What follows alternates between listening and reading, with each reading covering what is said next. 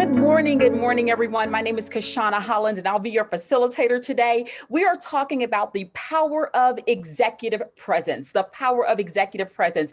And one thing I will say about executive presence is it is important. It is imperative that you start on time. When you have the floor, it's important that you are in place and positioned to do what you need to do and making sure that your audience is not sitting there waiting for you.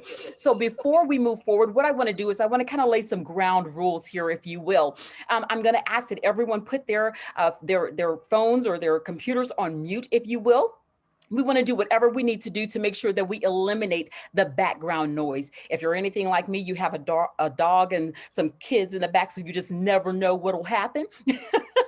And I totally understand that. But again, we want to do whatever we can do to make sure that we eliminate the noise in the background. You also have some emotions or emojis or motives or whatever those thingy jiggies are that are on your screen where you can give a thumbs up. You can actually clap. You can do whatever it is you would like to do to make sure that you stay engaged. Now, I will tell you this. I am a facilitator that loves engagement. So I want you to use that chat box when I say, hey, put this in the chat. I want to make sure that you know where the chat box is and you're able to engage in the chat box. I also have a question and answer section over there for you where Britt, my awesome assistant over there, just wave, Brett.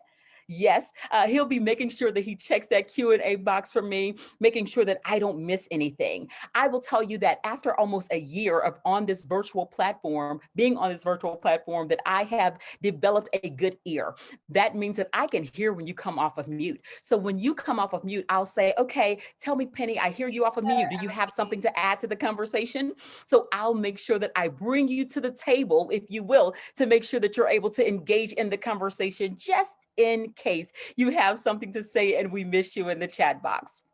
So let me give you a little bit about me. Again, my name is Kashana Holland. I have the wonderful privilege of having two brands, one of which is a lifestyle brand and the other is the corporate brand. Simply Kashana is what I developed about 8 years ago or so.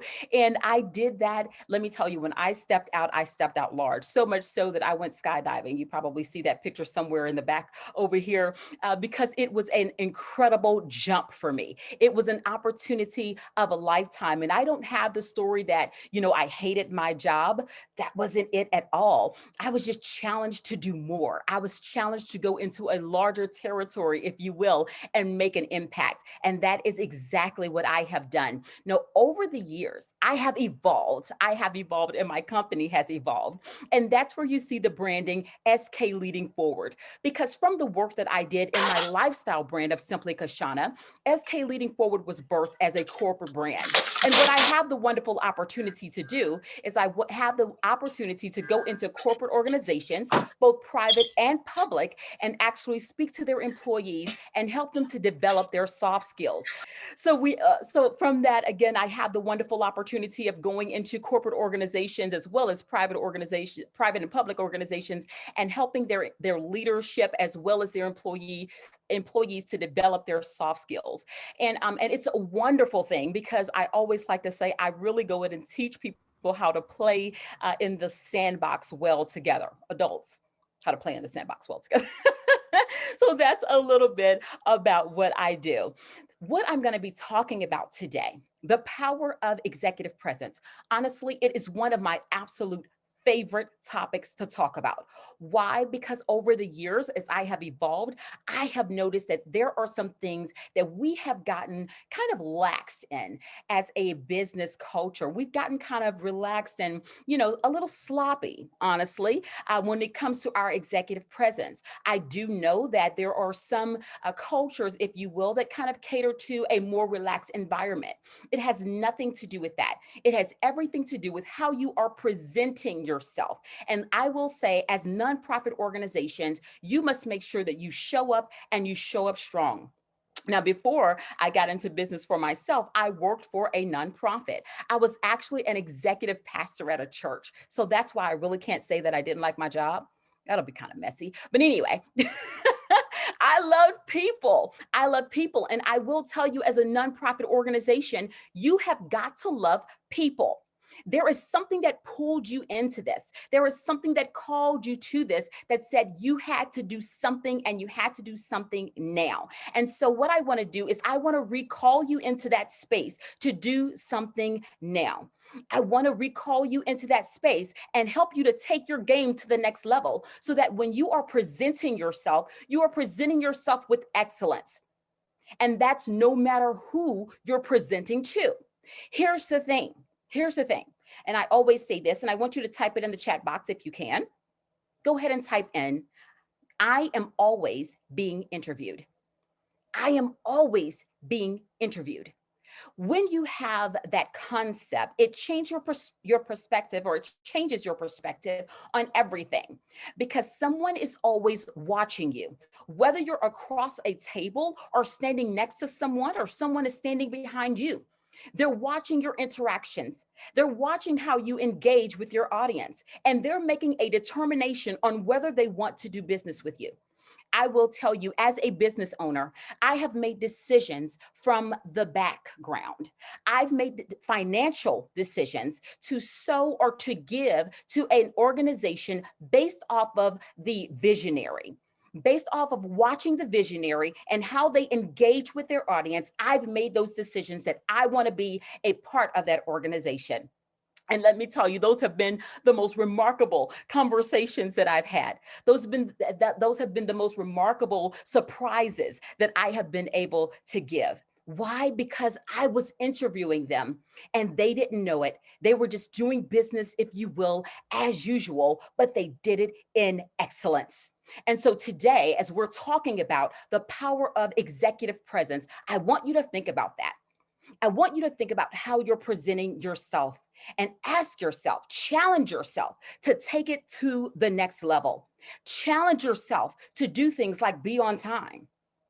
Challenge yourself to do things like making sure that you're getting up in the morning and you're taking care of yourself. You're having that mind space so that you can have the mental capacity to show up and to show up strong. That's what this is about. That's what this is about. So let's get ready to go into our presentation. When we're looking at executive presence, it is a combination of gravitas, confidence, communication, emotional intelligence, and political savvy. Those are the 5 things that we're going to be talking about today. And again, I welcome you, as we're talking about these things, to make sure that you're putting your questions in the chat box. Make sure that you're engaging and putting your emojis on and just saying, hey, thumbs up, I gotcha. That definitely lets me know that I am not leaving you behind. When we're talking about gravitas, we're talking about the weight of your knowledge. When you walk into a room, do people know that you're there? When you walk into the room, are you shifting the atmosphere of the room because of your attitude? Have you ever heard of the statement, your attitude determines your altitude? Well, that is so absolutely correct. If you don't have a good attitude, then your executive presence will fail. Your executive presence will fail. That means that I have got to make sure that when I show up, whether it's in person or virtually, I have got to have a great attitude, and the weight of my knowledge follows it. Your credibility and your authority. Hold on one second. I'm going to make sure that I'm going to come out of that. The weight of your knowledge that was one thing. Your credibility and your authority to weigh in on an issue. Now, I will say this, there are some times that you should not say anything. There are some times that you don't have enough education or knowledge about a particular topic that you should comment on it. Be aware of those times. Be aware of those times and simply move from the table and say, I would love to chime in on that, but I'm just not sure, or I don't feel confident about that particular topic. Why? Because you don't want to lose your credibility. Okay, so if you're going to weigh in, make sure that you have knowledge about that particular topic. Your physical demeanor and your overall ability to command attention. Now, I know that you probably picked this up by now. I'm pretty boring. I don't really do things that are, no, I love to live life. And I hope that the energy that I am putting out there, you're actually getting it. That you're actually saying, you know what, I want to do something when I leave Kashana's session today. I want to make sure that I show up and I show up strong at Kashana's session because of the energy that she put out. And that does not start with a bad attitude. It starts with a great attitude. It starts with being able to wake up in the morning and just kind of have some time with myself so that I can recenter and make sure that I am focused for my day. All of that plays a part in developing your executive presence. So your physical demeanor and overall ability to command attention, guys, is super important as well. Are you able to do that? The next thing I want to talk to you about, or I want to kind of zoom in or hone in on that gravitas. We're still there, but let's talk about this intellectual agility piece. Can you memorize facts? Can you memorize facts? What does that mean? When you're reading something, and I hope that you all are very intentional about your learning about your particular field, learning about your particular school or skill. So you want to make sure that you are memorizing facts. You also want to make sure that you're learning about other areas of expertise. Why? Because I want to adopt cross-disciplinary interests. Everyone is not going to be necessarily concerned or interested in my area of expertise. So what do I need to do? I need to make sure that I'm able to reach out to others. I need to make sure that I am knowledgeable about other fields so that I can find common ground. What it's doing there is it's identifying or being aware of our differences, but we're joining at our commonalities. We see that we're in different fields or different disciplines. There is nothing wrong with that. But I also want to make sure that I know enough about the field to know that I can connect to you. Okay, I can find that common ground. Another thing that you want to do when you're looking at developing your gravitas is you want to be able to think under pressure. Think under pressure. What does that mean? That means that I have got to have confidence, okay, or I have got to have grace, if you will, under pressure. That means when things start coming my way, how do I develop or how do I process this information fast enough to ensure that they know that what I'm talking about? Okay, I got to make sure that I do that. And that comes from confidence. We'll talk about that a little bit later. The last one there is downboard thinking. I don't want to play checkers. I want to play chess. That means that I have a strategic way that I engage. I have a strategic way that I am moving and I'm making sure that I am involving or engaging my audience. Guys, are you thinking strategically or are you just kind of everywhere? If you want to win, and if you want to develop your executive presence, you got to make sure that you are strategic about your engagement. That means that I must engage in my thoughts before I engage in my activity. That means that I might have to stop and pause before I say what I need to say. That means that I won't attend every event, but maybe I need to attend the events that are more geared towards what will benefit me or my organization. So that downboard strategic thinking is very important if you want to develop. You also, in your gravitas, you want to have deep knowledge. What do I mean by that? Your education is definitely important. We want to make sure that you are sharpened in that area. Your work experience. Let me tell you, you may not have liked that last job, but the experience that you gained from that last job is imperative to your success right now. Make sure that you look at it that way. Perspective is everything, right? You're like, Kashana, I hated that job. Fine, you hated the job, but the experience, because if you were there for 6 months, the experience that you gain is incomparable. So make sure that you use that experience along the way to develop your gravitas. Your certifications. Guys, certifications are a way to keep you engaged in your field of expertise. Now, here we go. Some of you may have, degrees or, masters or doctorates, wherever you are in your education, that's perfectly fine. In your educational experience, that's perfectly fine. But here's what certificates do. They keep us engaged and up to date on our field of study. They make sure that we know what are the latest codes, what are the latest policies, what are the latest procedures. They always make sure they keep us innovative and creative on that cutting edge. You got to make sure that certifications is definitely in your wheelhouse. The last one is personal investments. Here's the thing. If your organization does not invest in you, what are you willing to invest in yourself? I can't tell you how many people say, well, my company is paying for this and my company is paying for that. And here's the question I ask. If your company snatches away the funding for your education or your development, period, what would you do about it? And do you know that I can honestly say that 8 out of 10 people that I ask that question to, they say, I just won't go. Only 2 of those people out of 10, 20% will say, Kashana, I'll do what I need to do to make sure that I invest in myself. I am hoping that you are a part of the 20% today. I am hoping that today you make a decision that whether my organization pays for my deep knowledge to be sharpened or not, I'm going to do whatever I need to do to invest in myself. Why? Because I can make sure that I take that knowledge with me wherever I go. Wherever I go. So make sure that you have some skin in the game. Now, I'm going to pause right here before I go into the next one, because I want to make sure that you understand gravitas. And I also want to make sure that I answer any questions that you may have concerning that. Talk to me. Let's engage. Let's chat. Anything about gravitas that you are saying, hey, I hear what you're saying there, but I kind of agree with this, or maybe I feel like I need to do more of this. I invite you to come off of mute, come to the table and talk to me. I can't find the chat box. That's okay. Go ahead, Yolanda. You can talk to me anyway. I can't I find don't it have either. any problem talking in public, and it's always because you have to talk about what you know. You have to always be in the process of knowing what it is that you do. You can't ever stop learning, or you're going to get speechless when you go to speak to people. And that presence is really important.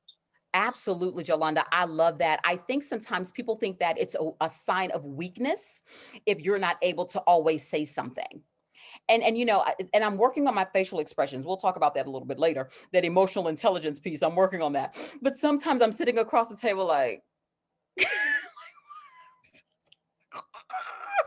because I'm thinking that's not something you necessarily needed to chime in on. And that's okay. That's actually a sign of strength and not a sign of weakness. So I want to make sure that if we're going to show up confidently, that we show up knowledgeable as well.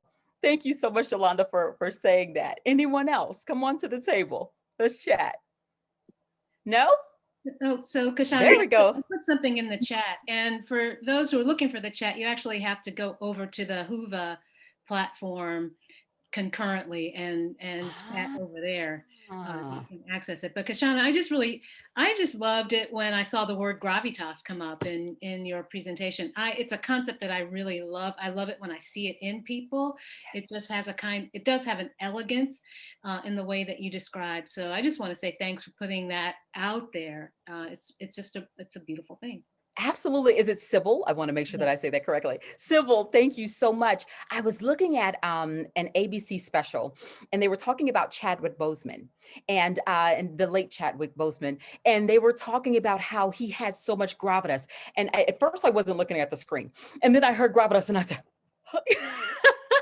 I turned around immediately, and they said how he walked into the room and the atmosphere shifted because he knew that he was confident in who he was and the skills and ability that he brought to the set. And I thought that was absolutely amazing. So that word is definitely something that you should put in your word bank there for those of you who have not heard it before. Thank you so much, Sybil. I really appreciate you bringing that to our attention. Well, let's get back to it as we continue to walk in confidence. Now, as you can see here, my little picture there, you see the kitty cat, and then on the wall, you see that lion. And let me tell you, that is what I want you all to become. I want you all to become that lion. Why? Because confidence is a firm belief or trust. A firm belief or trust. As a nonprofit organization, I did not mention to you that I actually founded and was the executive director of a nonprofit organization. And let me tell you something. I worked with children or teenagers, actually 6th to 8th graders, and we were working with them on their social success skills. Okay, so I totally know about this space. Okay, I totally know about this space that you're in. And I will say this: if you are going with a kitty cat cat mentality, then you can leave the money right where it is because it will not work. You have to go in with a lion's roar. Now, I'm not saying that you have to scream at people and to be ugly. That's not what I'm saying. But I am saying the confidence that you have in the ability of your organization to perform the task in which it is going out to get the finances for, you got to make sure you show up. You got to make sure you show up, and showing up as a kitty cat, as cute as they are, is not going to work. You got to show up as a lion or a lioness, if you will, and make sure that you are ready to go. You have to rely on your own abilities. And if you are in a space right now where you say, I don't really know what's going on, I'm not sure where I should go or what I should do, I'm going to challenge you when you leave this workshop to figure it out, to figure out what you are supposed to do, to figure out what your organization has to offer. Before you ask for another dime, you have to figure out what you're asking for and how can that service or what can it do to make sure that it serves you well. Asking for money is just not enough. What are you doing? What difference are you making in the world? Okay, and I'm going to put that kind of pressure on you as a global influencer. What difference are you making in the world right now? There are so many opportunities out there for you to shine. So why are you shrinking back? Okay, that's an entirely different coaching session that I'm not going to do right now, but you have to make sure that you identify that reason because it's holding you back from actually operating in your greatness. So let's make sure that we identify that thing. Core values is going to be something that definitely plays into your confidence. If you don't know what you stand for, then you'll fall for anything, right? You got to make sure that you know what your personal core values are, and then the core values of your organization. If you are an organization of integrity, then chances are you won't go and seek funding from an organization or company that's not. If you are a person of character or your organization stands for character, then chances are you will not go and seek funding from someone who does not have character and attach at the risk of attaching your organization's name to that particular company. But a lot of times we don't know what our core values are. And so that's why we're all over the place and we'll take anything that comes. That is a great misconception and it is a hard way to fall. So make sure that you understand what your core values are, your abilities, skills, and acumen. What I love about operating as an executive director or a leader, period, if you're a great leader, you understand that you don't know everything. And if you do, that's a problem. You don't know everything. But let me tell you, effective leadership skills require you to have great people around you. There is power in delegation. So if I was great at everything, I probably would not succeed and I would have actually stifled my growth. I want to make sure that I put people around me, that I employ people, that I select volunteers that are strong in areas that I have opportunities in. I hate to call them weaknesses, opportunities in. And so I bring those people in and I say, you do your thing. You allow yourself to move. And if I can allow them to focus on that, it allows me to be great in the area that I am called to and passionate about. Your accomplishments. I teach a class on this. And one of the things that I say in that class is I challenge them to write down their accomplishments. Because for some reason, people have found or figure, I don't know, this false humility that, oh, I did this, but oh, I didn't do this. And oh, I don't want to tell people. And I'm like, are you kidding me? You better tell people you did that because your credibility is on the line. So your accomplishments, they actually support your credibility, guys. You got to make sure that you know what those accomplishments are. If you've been on a TV station talking about your organization, write that down. If you've been on a podcast talking about your organization, write that down. If you had an opportunity to sit at the table with the governor, write that down. You want to make sure you do everything you can to speak about your accomplishments and make sure that your funder or your potential funder has an opportunity to see that you are well qualified to stand in this space. That's a part of your executive presence. That's a part of showing up. That's a part of showing up strong because people want to know that they are funding not just the organization, because people start to actually believe in you before they believe in your organization. Did you know that? Did you know that they see you before they see the organization? So that's why it's important that our executive presence is sharpened and we don't just show up any kind of way. So, how are we communicating? This is a part of our confidence as well. Our words, our tone, and our body language are important. I know you're saying, and in this virtual space, what do we do? How has that shifted? Because it has definitely shifted the way we do things. But I will tell you that your words are important. No, your words do not necessarily, they don't have the same value, if you will, of your tone. Because if I walk in and say, good morning, you're thinking, oh, it's a good morning. I mean, but why are you talking like that? What is your tone? You're thinking, is it really a good morning? And then if I just have this slump in me and again, I know we're in this virtual space and I know that everyone is not always camera ready, but when you are showing up to funders and when you understand that you are always being interviewed, you turn your camera on. What? Yes, you turn your camera on because you don't know who's in the room. That's a dangerous thing to play with, guys. I know the virtual space has made it so convenient for us to shut down and turn off our cameras, but you knew that you were coming to this conference today. You didn't get up and get ready? Opportunity missed. Opportunity missed. So you want to make sure that you're showing up and you're showing up strong because you are prepared. That's a part of executive presence. So make sure that you don't miss it. Oh, I see a hand. I'm excited. Hold on. Let me see here. Let me stop sharing there. Go ahead, Beverly. Talk to me. I just wanted to share from the Q&As. Yes, please. Okay. A lot I can't get in, but I did answer those. And love the broad perspective you bring. Thank you for the new way of thinking about it. Yes, awesome. Fantastic graphics. First thought is about how Mother Teresa was a lion. There are a lot of ways to be a lion. Yes. Have a backbone of principles and values. Whew. That's a lot. Absolutely. Those core values, it goes back to having those core values, right? Making sure that you understand what your core values are. And core values are not just for companies and organizations. Core values are for you. A lot of times people are frustrated in their current positions because they're not aligned. And when you're misaligned, you become frustrated. You become very frustrated. You walk in the office and you're just mad because the paint on the wall is not the color you want it to be.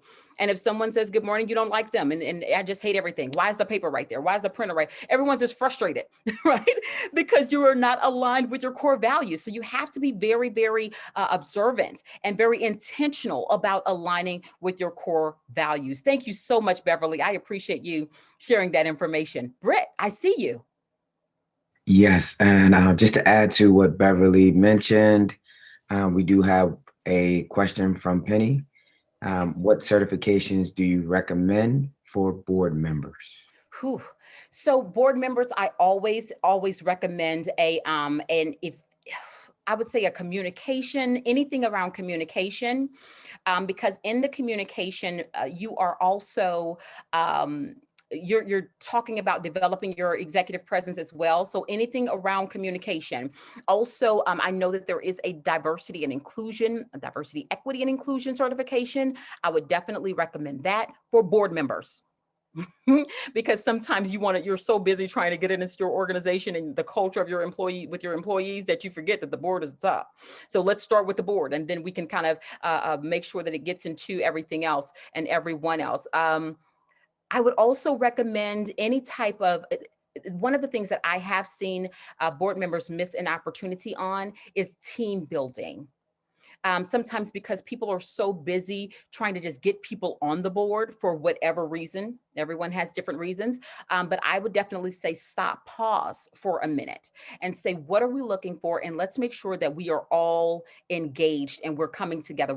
It's a collaborative effort and everyone is not working in silos. So when you determine, Penny, the objective of your organization, look for people who support that. Sometimes people are just so hungry to get people on the board and they miss an opportunity. because people are not passionate about that particular thing or even called to it, because passion comes and goes. It's very temporary. It's an emotion. But when you're called to something, then you will do whatever needs to be done to do the work. Make sense, Penny? How you feel? That's good? Okay. Anyone else? Did I miss anything else, Brett? Beverly, looking at you, I'm good? Everything looks good. Thank you. Absolutely, my pleasure. All right, guys, so let's continue going here. So those are what we're looking at in terms of communication, our speaking skills, our writing skills, our rich vocabulary. How are you expanding that? How do you expand it? You read. You read. And some people are like, oh, well, I don't want to necessarily read a book, or I don't have time. Well, you don't have an excuse, because Audible is out there and someone will read to you. So you want to make sure, again, that you take the time and you listen to the book. I'll share a book that I'm reading now. It's called 13 Things Mentally Strong People Don't Do. I think her name is Amy Morin, if I'm not mistaken. I think that's the author, but that's a phenomenal book. And I'm loving the concept. I love the way it's written. So just making sure, again, that you stay in contact. And also, sometimes you have to level up your relationships. You have to level up to people who will challenge you in what you say. I know my girlfriend, her personality is very different than mine. And so she'll say, what are you saying? Or she'll say, I mean, so I love it because it's an accountability to keep me sharp and to keep me focused. And so I love that. So find some people who will hold you accountable and who'll say, what are you saying? You need those people. Okay. You need those people. Also, you want to be well-read. You want to be knowledgeable on relevant issues. Now, I am not a person who encourages people to look at the news all day, every day. I'm just not that person. But I will tell you that it's important that you know what's going on. So don't emerge or submerge yourself in the news, but make sure that you know what's going on, what's relevant, what's happening out there, so that you can make sure, again, you are cross-disciplined. A lot of times when I'm looking at things, I'm looking at how I can contribute to an issue. And of course, when you're networking, you want to make sure that you're able to engage with different people and talk about different topics. And so you need to know what's going on. Again, I would limit my time to about 30 minutes just to make sure that you don't get so caught up in the news that you come out depressed, because sometimes that's what the news does. All right, let's keep going. Communication again. Oh, I see you, Monica. Hold on. Let me stop. Okay. Talk to me, Monica. All right. Hi. Thank you. I listened to what you were talking about in communication and being, well-read and just understanding what it is that you're talking about and remembering your accomplishments. I really have to acknowledge the cultural groups that Sybil is leading, because they really do help you to do just the things that you're talking about, because it keeps you reading, keeps you up to date on somebody else's perspective. And she led one group about the Native American experience. Oh, nice. And I grew up in the military, so I have a lot of experiences. I've gone a lot of places, done a lot of things. And a lot of times they just become things you did because you just done a lot of stuff, right? Right. So, in doing that group, it just recalled back to mind all those experiences that I had in that cultural group that really influenced what, who I am today, and how important they really were to me, and the things that I did in those places. And I was like, wow, that was just so well worth it.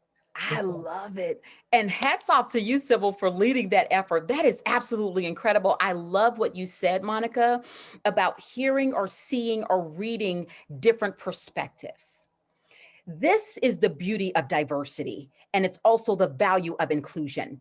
So many times we're focusing on everyone looking different at the table. Well, that has nothing to do with, that's diversity, yay. But inclusivity is allowing us to eat, right? It's not just inviting you to the table, it's allowing you to eat. And so what we do is, in our humanness, honestly, we are very drawn to people who think like us, who look like us, who have the same experiences as us, and we do ourselves a disservice of welcoming people who are different than we are. That's how we grow. Challenge my way of thinking. That doesn't necessarily mean that I'm going to think that you're right, but challenge it. I open the table. I invite you to the table to say what you need to say and allow the level of respect to increase. Because I'm here, I'm hearing you, I'm effectively listening, I'm empathetically listening to what you have to say. And when you open your ears to empathetically listening, it changes the perspective of everything. I may not necessarily like it, but I respect it. I love it. Come on, Sybil. Yeah, I just wanted to say that on the flip side, because I haven't had those experiences with Native American communities. When Monica showed up for the conversation and shared her experiences and shared her knowledge, that helped me grow in my knowledge. So I also Very really nice. appreciate when people do come forth with what they know. That's the gravitas. Yes, but absolutely. it expands other people, and so I just wanted to say thanks to Monica for sharing and very openly her experiences too. I love that. I love that. Guys, if you are going to have, and thank you so much, Sybil, for sharing, if you are going to have an executive presence, you have got to have emotional intelligence. I know I keep trying to skip to emotional intelligence, but I'm trying to keep myself together here. Okay, let me stay on target. Ability to command attention. When you speak, can you command the room? And a lot of times it will yield to a change in your tone, your intonation. Okay, so don't be afraid to do that. Have a sense of humor with ease and small talk, and ease with small talk. Don't be so stuffy, but at the same time, don't be an entire comedian. That's not what we're asking you to do. Okay, we're not asking you to do a show. Okay. But we are asking you to lighten up a little bit. Okay, we all need some enlightenment, if you will, in these days and times that we're living in. Your nonverbal body language and your posture. I will say that this is important. And some people have kind of discounted this because we are virtual, but I will tell you it is still important that you sit up straight in your seat, that you lean into the conversation. Make sure that your person on the other end, they know that you are engaged in what they are saying. It is so easy, if you will, to get distracted because of the conversations that we are having virtually. You can just turn off your camera and do whatever else you need to do. I have been guilty of that myself, but I want to make sure that you understand, again, the value of leaning into the conversation, even while you're on the screen. Why? Because you are always being interviewed. And it's sometimes the person that has their camera on, the person who has taken time with their self that morning, the person who shows up on time and shows up strong is the person that wins. It's the person that wins. So I know one of the things that I hear people say is, well, I mean, no one else does it. Thinking, well, really? If no one else does it, does that mean that you do it? Don't make excuses, guys. Excuses are worn out tools used to build monuments of nothing. I've been learning that since I was in the 6th grade, so I don't have an excuse for anything. I'll say that again. We don't know who the author is on that, by the way. Excuses are worn out tools used to build monuments of nothing. So every excuse that you try to make because someone else is doing something, you're actually setting yourself back. Make sure you show up and show up strong. My favorite topic, a piece of this emotional intelligence. Now, I've already had confession. I've already told you that I have got to work on this because my face tells everything.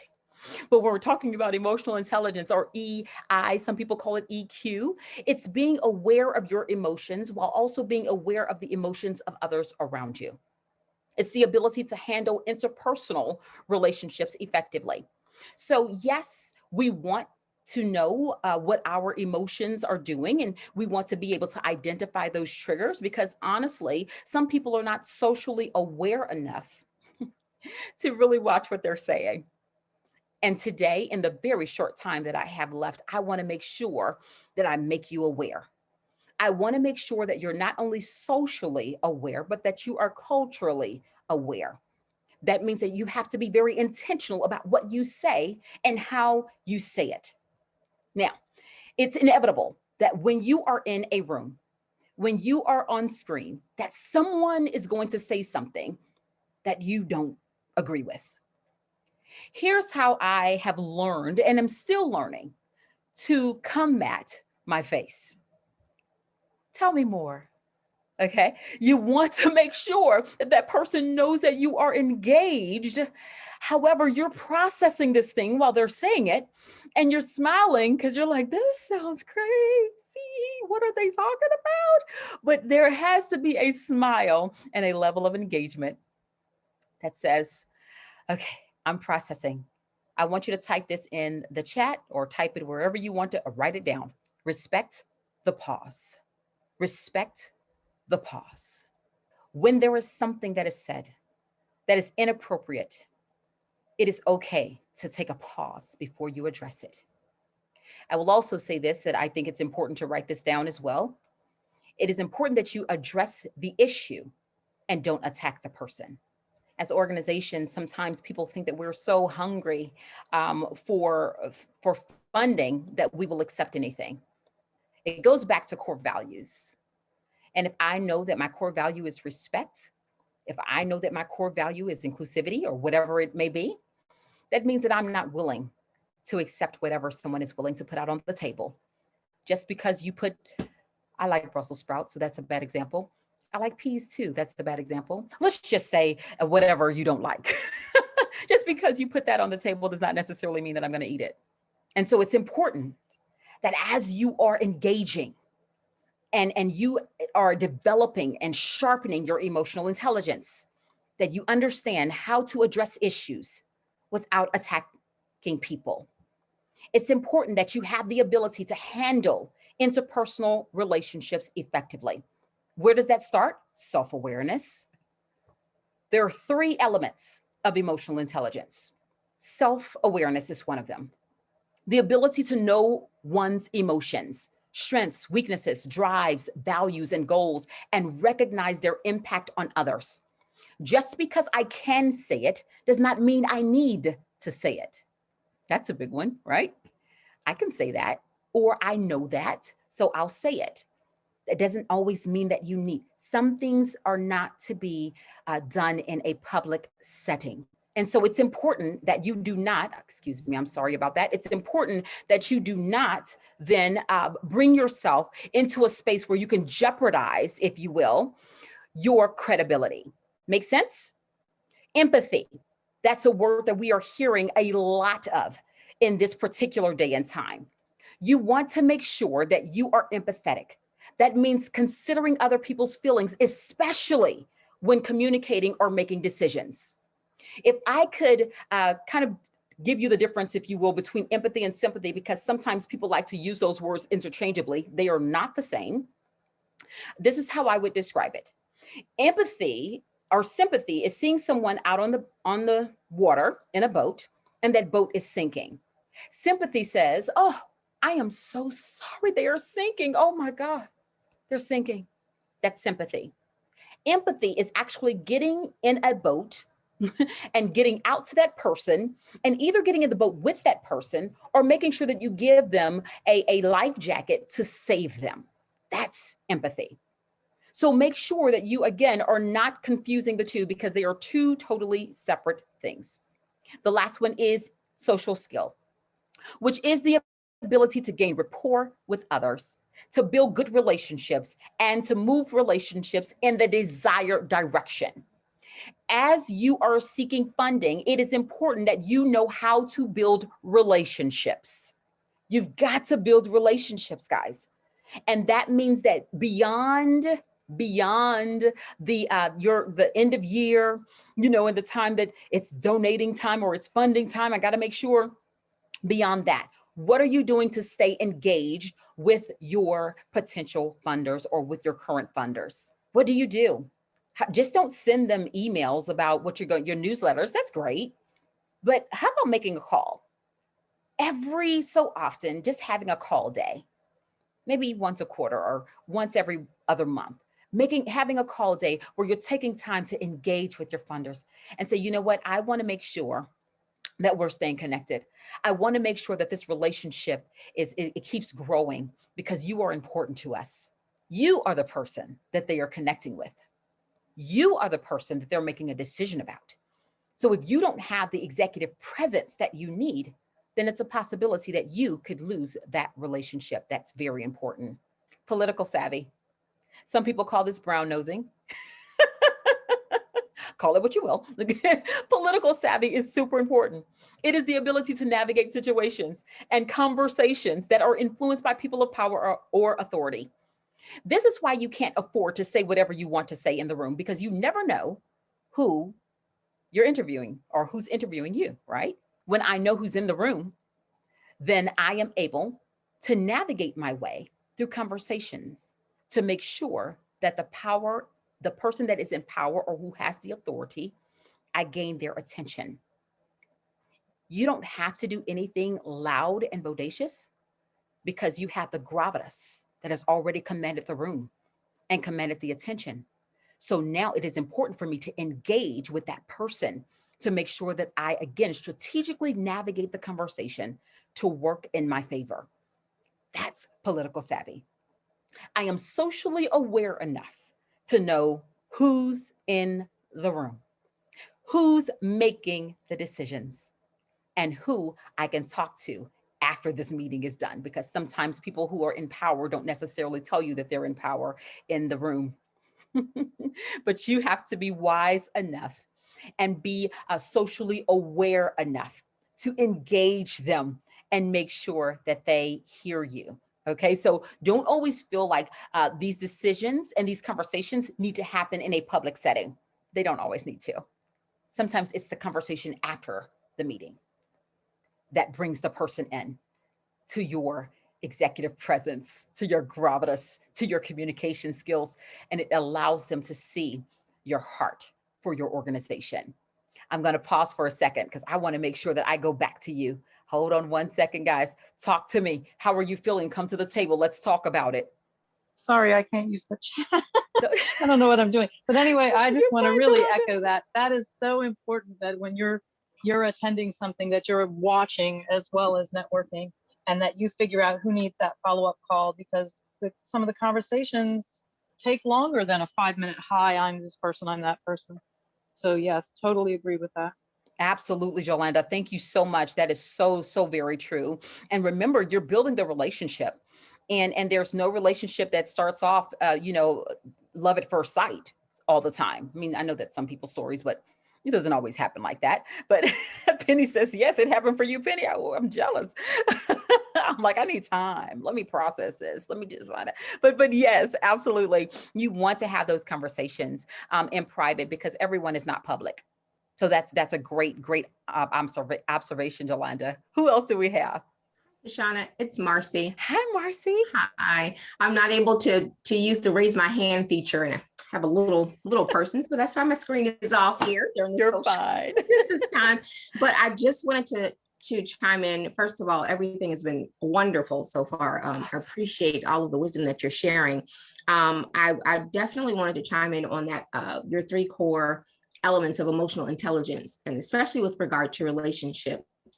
I think that is a key point and very pivotal in building an organization. And I like what you shared about not, just reaching out to a nonprofit around that, donation time, but taking the time to build that relationship and scheduling those times. We have to be intentional about that. And so I like that you shared that and to be intentional about building those relationships and scheduling that time to make those calls to do so. Yes. So thanks for sharing that. Absolutely, Marcy. And sometimes in the world, in the for-profit world, we call those business development people. But I want to just throw this out to you. In the nonprofit world, maybe we need a relationship development person. We need someone who has the energy, someone who has the connectivity, someone who's not afraid to ask questions, someone who's knowledgeable enough to answer questions. We need that person on the other end of the phone. And I will tell you, we're just living in a day and time where that connectivity piece is so very important. So please, please, please don't take that for granted. Thank you so much, Marcy, for sharing. Absolutely. Who else do we have? Anyone else? Let's see, Britt and Beverly, am I good? Because I can't see the chat. So please let me know. Hi, Penny. I'm Gwen Russell at Hospice, and I just want Hi, to tell Gwen. you that every point you have made has been fabulous. Yes. And I really, really, really am benefiting from this time with you. Your presentation is wonderful. So thank you so much. Thank you so much, Gwen. That makes me happy. It just lets me know that I'm doing what I'm supposed to do. So I appreciate that. Very important for us in philanthropy in these times that we refresh ourselves with these important skill sets that are going to get us through our containment time when we're away from everybody. So thank you so much. It's been wonderful. Absolutely. My absolute pleasure. Thank you again, Gwen. And I will tell you, again, as someone who has been on both sides, where I have been a funder or am a funder, as well as someone who is looking for funding, that these skills don't just happen in front of the funder or potential. Yeah. You got to make sure that this is something that you're consistently developing, you're consistently working on. That's the only way that you become strengthened in this area. So I appreciate you, Gwen. Again, thank you so very much. Thank you so much. My absolute pleasure. I just want to, from the Q&A, Joey Samuelson made those prior comments about the graphics and everything. And she followed up with, I appreciate how you're making space for introverts, for the strength and the gravitas they bring. Yes, they do. Oh, yes, you do. My introverts, let me tell you, my introverts, they may be quiet on the outside, but they're thinking on the inside, you know. They are deep thinkers, and those are the people that you want to have conversations with even after. If you're an introvert, and sometimes, and guys, I'm an extroverted introvert. So I do what I need to do because this is what I'm called to. So I'm like, and after this, I'm tired. Like I need a nap after this because I put so much out. And so, you know, it's okay to do what you need to do to, you know, be out there. But let me tell you, we value our time inwardly. Oh my goodness. So I totally understand. And you know, I definitely commend you for doing the work, because that's what this is. It's about the work. Okay, one more, and then I'm going back. Any more? Penny, did I see you try to come off of your? Oh no. Okay. Awesome. Okay, I'm going back. So we talked about political savvy. I want to make sure that I hit on that. Hold on. Let's see here. Let's pull this over just a little bit there. Okay, awesome. Oh, I'm going into questions. That's what I'm going. I'm going into questions because I want to make sure that I know we had this hour to engage, and we have a few minutes before we go into that. But I definitely want to make sure that you have a couple of things for me, and then I'm going to open up the table again. A couple of things. If you go to the WOVA app, there's, I called it the after party. And so we're going to have a networking event on Monday, March 1st. What a beautiful way to start the month, right? By having this networking event. And I'm going to be sharing just some tools with you to engage and how to network strategically as you are moving forward into your year. I want you to be very intentional. You don't have to throw money at every single event that comes your way. You want to make sure that there is purpose behind every single thing that you're doing. So I'll be talking a little bit about that, but it's also a time for you to engage. So we're going to be doing some activities. We're going to make sure that people are ready to exercise this executive presence, and that you show up in spaces that maybe you never known you would show up in, but I want to make sure you're ready. That you're ready. And I tell my coaching clients, I say, listen, if you stay ready, you don't have to get ready. So if there's an opportunity that comes to you, then why are you scrambling trying to find a bio? Why are you scrambling trying to find, you know, a picture, a headshot? What is happening, right? You know, that means that you didn't expect for anything to happen. So if we are in expectation, okay, and if we stay ready, then we don't have to get ready. That's a theme that I got. Okay, here's my information. And actually, if you put Kashana in front of the At Leaders Move Forward, if you put Kashana here, that is me directly. So I'll get your email and I'll make sure that I respond to you accordingly. Okay, so just make sure that you, if you want to send something directly to me, just put Kashana here in front of Leaders Move Forward, and I will make sure that I respond to you directly. One of the things I will say about email is make sure you check your spam. because I've had some important, some good stuff go into spam. So you want to make sure that you're always checking your spam. So that is that. All right, I'm going to stop share. Here we go. All right, I'm coming back to the table. Talk to me, guys. Anything? I do. Again, Sean, I I'm see you sorry. there. No, go ahead. Go ahead, Yolanda. I'm You're sorry, good. I keep interrupting, but I don't have the Whova app open, so I don't have the chat. You said be intentional about this communication with people, and I'm struggling with that a little bit. I tried to pick a day of the week. You know, when we're running a nonprofit, there's a lot of things logistically happen that always seem to distract you. What would you recommend for setting and following through on that intention? Absolutely, Jolanda. You said something very important. You said that distract you. And I believe that we are easily distracted because we don't have the goal. And if the goal is to make sure that you're not scrambling at the end of the year to during that donation time, as Marcy pointed out earlier, then we have to make sure that we're staying intentional about that time. Now, here's what I will also say, Jolanda. Sometimes we're trying to accomplish an elephant, and I need you to take it one bite at a time. So it may not be feasible to call 100 people in a day, but it's feasible to call 5. And you block out 30 minutes of your time, and you say, I'm going to make these phone calls. Hey guys, I'm shutting down. I'm not looking at emails. I'm not looking at anything. And this is why I have to tell you, it's important to sometimes just sit and look at a wall. It's not that you're crazy, but you're taking time for yourself. Why am I saying that? Because it is important that we learn the value of discipline. When you discipline yourself to just sit and be still and focus, then when something comes along, it's not easy, it's not hard to do, because you understand how to focus and discipline yourself and not get easily distracted by everything that's coming. We live in a world full of distractions, but we're easily distracted because we don't have a goal. So if your goal for that day is to make those 5 calls, say, I'm shutting it down. I'm shutting everyone down for 30 minutes because I got to make sure I build these relationships. It does not become important to you until it becomes important to you. You got to make sure it's important. You will protect what you value. And if you don't value your donors, it shows up. They know. If you don't protect your time or value your time, then you lose it. How many of you are guilty of saying it's not enough time in a day? You know why? Because we don't protect it. But when you are intentional about your time and how you spend your time, because time is energy is currency. And so if I understand that energy or time and energy are currency, I will protect it. There's a book called The Power of Full Engagement. I would recommend that book because it talks more about allotting or making sure that you allot your time more than your energy more than your time.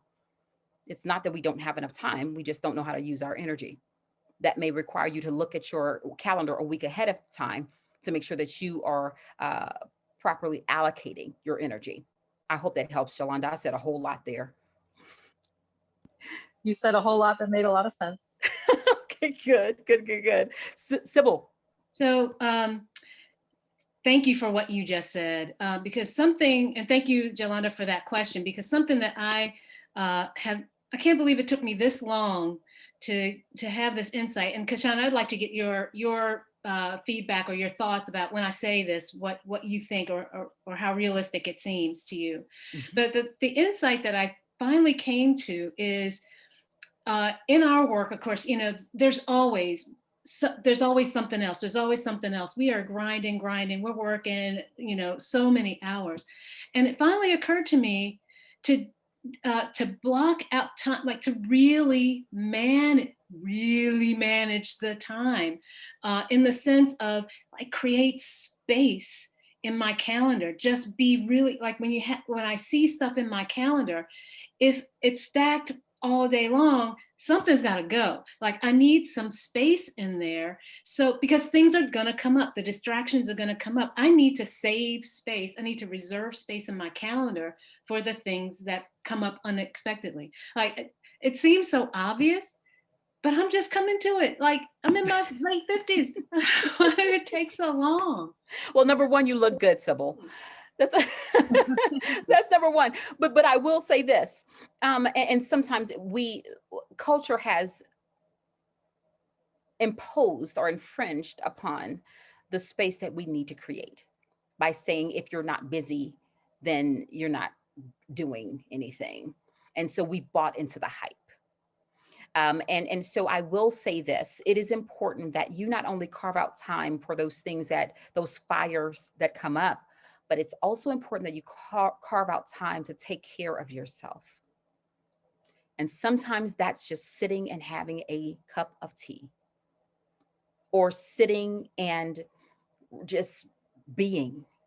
And I can't tell you how many people are running themselves in the ground because they don't have that space. Guys, if you don't take care of yourself, you can't run an organization. You can't, not effectively. And that's only going to last for so long if you think you can. So Sybil, don't feel bad about just getting it. I'm just glad that you got it. Good stuff. Tiffany. I'm excited. This is great. This is super helpful. So my question really kind of goes towards when you're reaching out to a new or a potential donor, can you talk to us a little bit about how you start that relationship? So I'm just going to give you a quick example. I got some contacts. Someone said, okay, here's some people who would be interested. I've already contacted them. All you have to do is reach out.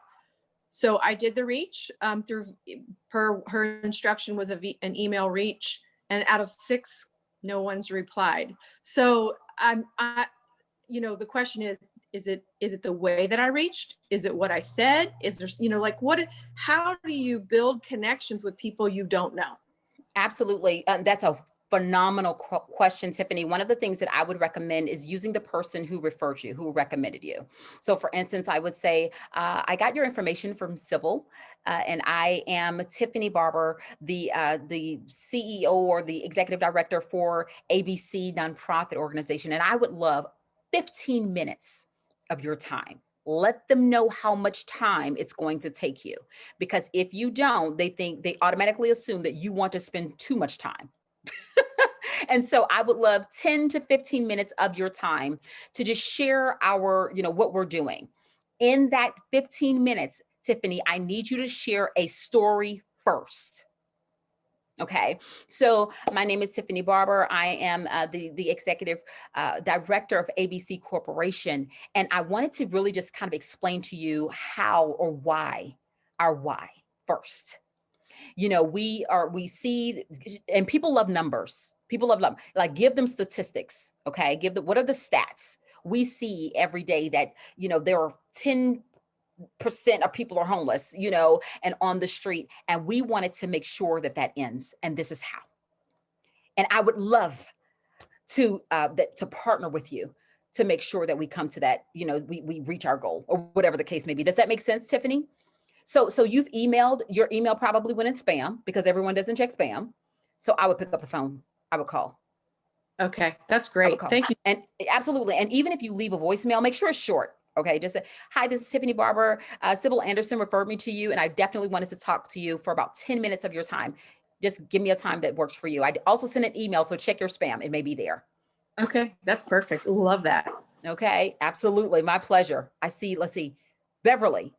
Yes, in the Q&A, April wants to know the book you suggested, the title of the book.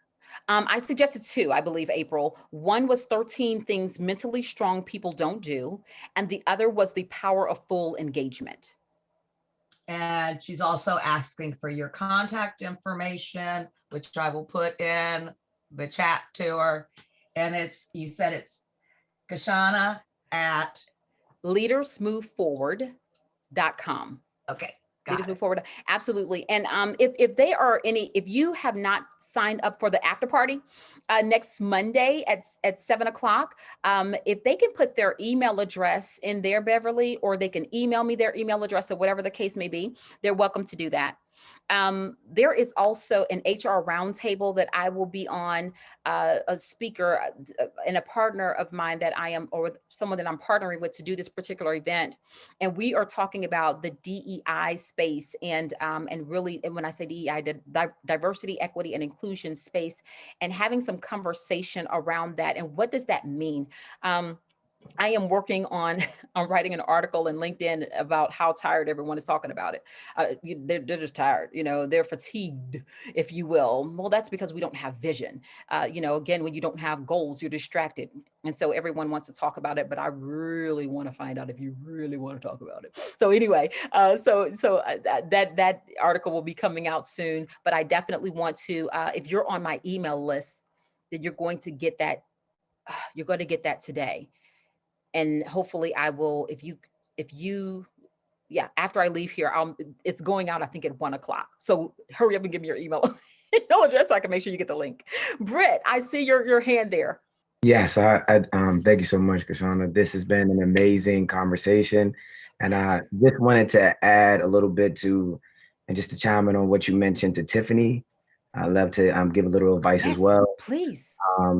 Just to, I know you mentioned just contacting this donor various different ways. Like you mentioned, if the email doesn't work, picking up the phone. If the phone doesn't work, social media. If that doesn't work, whenever we get out this COVID space, of course, the face-to-face interaction is the best interaction. So just finding other channels of communication to get to those donors may help you out, Tiffany, and best of luck to you and your organization on getting those funds. I like that, Britt. Before, I would say also before she goes to social media, I would also, in the COVID, if your organization has any paraphernalia that you can mail out to them, go ahead and mail it out with a note.